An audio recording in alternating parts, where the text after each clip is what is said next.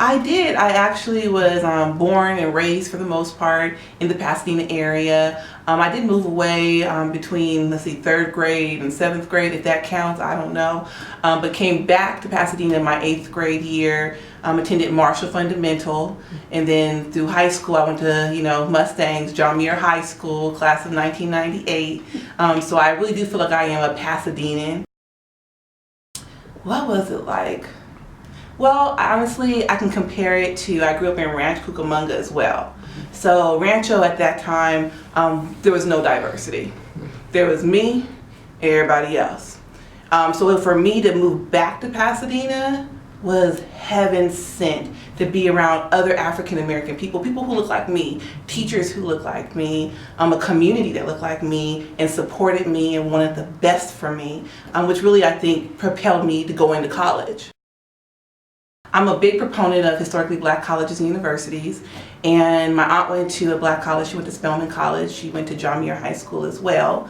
And so just from a very young age, I knew that's where I had to be, because I saw her and her friends growing up and they just had the best time. And so I was like, I need to be doing that. So my senior year, I had a great counselor at John Muir High School, Mrs. Bradford, who loved me and supported me. And she found a school for me. The school is called Talladega College. It's in Talladega, Alabama. It's a historically black college. And she said, I got a school for you. They're going to give you a full ride. She was like, I already put your application in. You accepted. This is where you going. And I was like, oh, okay, so my mom, was a big proponent of it as well too. I thought I was going to Clark Atlanta University, but I couldn't afford it. So I ended up at Talladega. I spent my 2 years there, my first 2 years in college there, as a psychology major. And it was a great experience for me. It was definitely different coming from California to a small little city in Talladega, Alabama. But nonetheless, there was other students from the Los Angeles area that were there, and they made you feel at home.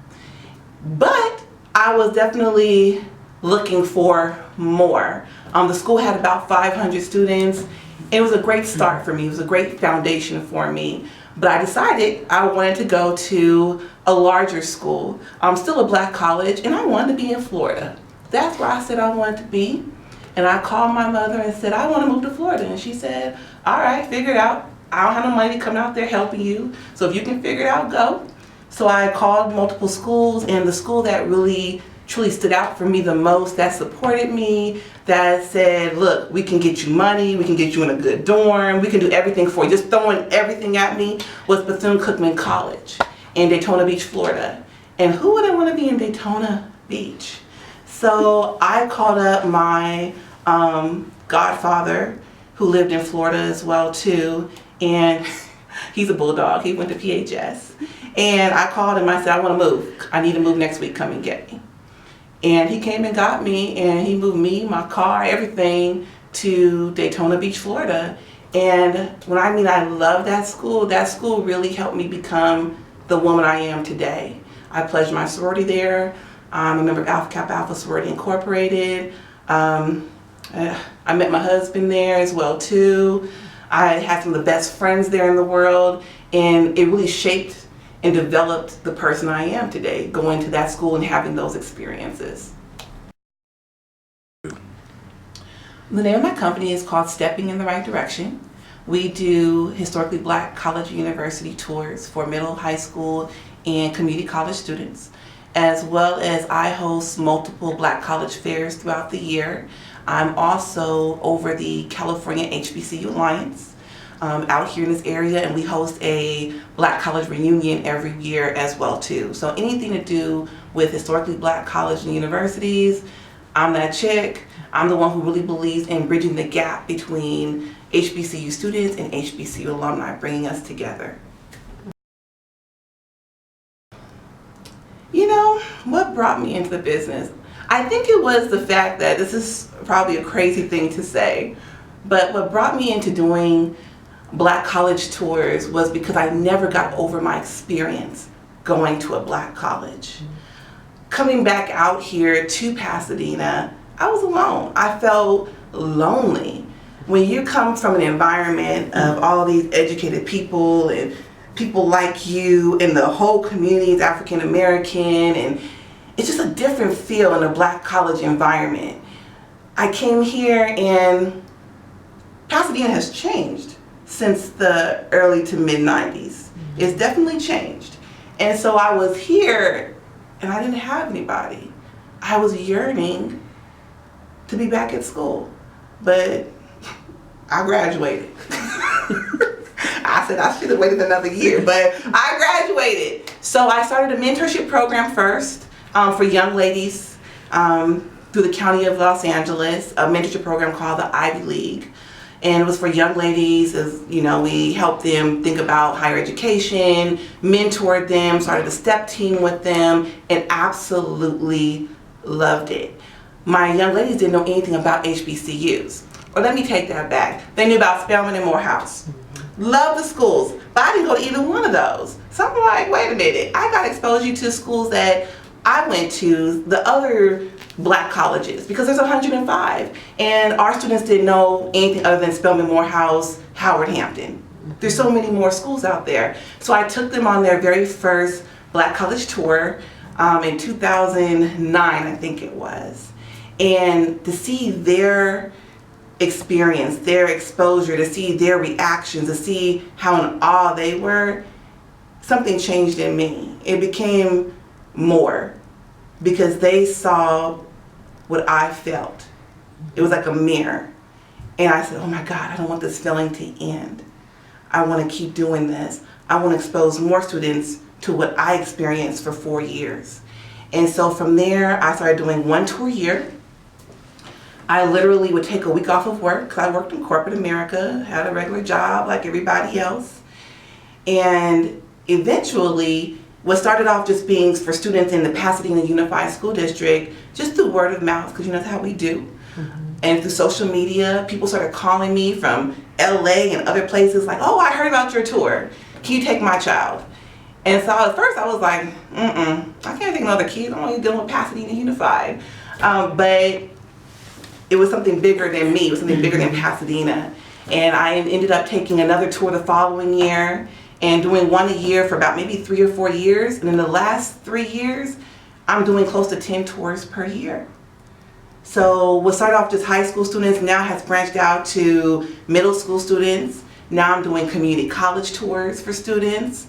What started off just Pasadena is now branched out to Southern California, from Los Angeles to San Diego, up to Oakland and Sacramento to Fresno. I have tours coming out of Alaska. I have my first international student from Barbados this year. I have students that come from Chicago, students from all over the country, out of Arizona and Nevada. What started off with my first tour being 12 students, now I take on an average about almost 80 to 100 students per tour now. I'm taking 2 busloads of students per tour all these times a year. So I feel like I'm in my purpose. I feel like every day when I wake up, I'm happy. I'm excited to help more students go to college. And the best part about that is now those students who went on my tours, they're now not just going to HBCUs, they're graduating and they're coming back. And they're wanting to help stepping in the right direction. They're asking, how can we help more kids go to black colleges? So it becomes this circle of philanthropy. It becomes a circle of volunteerism. It becomes a circle of giving back. Right. You know, and if we're all giving back to one other person, we're helping the world. I'm not a nonprofit organization. Eventually I'll become one. But I guess I'm a nonprofit-esque. I have the feel of a nonprofit, but I'm not a nonprofit organization. I need the community help. It's through word of mouth, through social media. If you know a student who needs to go to college, you know, get in contact with someone. So many of our African American students are being told by whoever, I'll leave that in the clouds somewhere, that they're not good enough. Their GPAs aren't high enough to go to a 4-year college or university. You know, they should do a trade. They should go to community college first. And none of those things are bad options. But don't give that as their only option. Right. That becomes a problem. Whereas HBCUs, we understand the plight of the African American student. We get it. We're here to help the community. So for HBCUs, there are so many of them that range. Some of them will take you with a 2.0 GPA. Some of them maybe not. But the whole point is you have that option. So I need the community to be aware of that and spread the word. Because right now they're telling our kids something different. So we need to spread a different rumor, because all our kids, there's no excuse. If you want to go to college, there's a college for you. I think the younger you start talking about higher education to your students, the better. Because if you start grooming your kids in high school about college, depending on what path they're on, the path may be set a little bit. And the higher grades are, the more money you're worth. That's just the reality of it. The lower your GPA is, the less money you're going to get. And anybody can go to college, but it's really great if you can go to college and come out of school debt free. So I always encourage parents, we have middle school tours. We have middle schools that go in 7th and 8th grade on our tours. And it's so funny now because I have some of my middle school kids from when I started doing those tours. Now they're at Howard, now they're at Hampton, now they're at all these different historically black colleges and universities, and they're messaging me on Facebook and Instagram like, Miss Nicole, do you remember me from your middle school trip? I'm at Howard now. And I do remember. I don't know how I remember all these kids, but literally I remember every single student from my tour. And I can tell you that other people are grooming their kids from the time their kids come out the womb. They're already preparing their kids what private schools are going to go to. They're on a waiting list when their child's 1 year old, preparing them for 8 years old. They're on a waiting list for 8 years waiting for their child to be accepted into that school. So that should tell you something. Education, is the future. It's the passport to the future. If you don't prepare today, you're not ready for tomorrow. So we have to start telling our kids how important college is, how important your education is. Because your education and what you do, and it follows you through elementary, middle, and high school. So we have to kind of break the cycle and start our kids on a track of knowing that this is what the next step is going to be. Your education can be expensive depending on where you go to school. But luckily we're in the age of the internet. And I say to everything, Google it. There are HBCUs that are expensive. You look at Howard, Hampton, Morehouse, Spelman, 45 plus a year. That can be expensive unless you're getting a full ride. But there are other schools, for instance, like Paul Quinn College in Dallas, Texas. It's a school I actually recruit for. Those students are going to school and paying $3,500 for the whole year. That's $1,750 per semester. Really? And that's with coming in with the regular 2.5 or higher GPA. That's not even a 3.5 scholarship or something. So I always say, do your research. Again, it's about these rumors that people are spreading. If you go out of state, it costs too much money. Well, most of our HBCUs, a lot of them are less expensive than going to school here in California. But we're not telling our kids that. We're listening to others. And there's no need to listen to others when you have the internet. You have resources. So we need to start utilizing our resources, because there are schools that are very inexpensive. And I really do believe in coming out of school debt free. If you get a scholarship for $50,000 a year to Howard or Hampton or Morehouse, run, go, please. But if you don't, look at some of your other options. Because if you go to Howard, for instance, and you can't afford the $50,000 a year, and you end up coming home or going into debt and can't even finish your education, that makes no sense. When if you like DC area, cool. There's 2-3 black colleges in Maryland 30 minutes down the way that cost less than that school. So there's no need to put yourself in a situation where you can't afford it and come back home. Just do your research and reach out. There are so many alumni, HBCU alumni in this area, Pasadena area, LA area, that we're here. We will answer any questions you have. People call me all times of night. They call me at midnight like, oh, my baby ain't got no money, where's he gonna go? So we're always here. You just have to reach out. One of the best places to get scholarships, go on to uncf.org. Look at your local organizations, your fraternities and sororities. For instance, I'm part of, I'm AKA, so I know the chapters here in Pasadena for AKA, for the Alphas, for the Kappas, for the Omegas. for the Zetas. They all have scholarships they offer every single year for students specifically from Pasadena. And I don't think we know about those resources because I know every year I have multiple organizations out here that call me like, we're not having anybody apply to our scholarships. Do you know any kids? And that makes no sense because nobody out here doesn't need some money to go to college. So it's just utilizing your resources. The links are out here. Jack and Jill. I mean, there's so many organizations, even outside of the African American organizations. Look into the Fortune 500 companies. Look into any place you shop. So any place you shop at has a scholarship.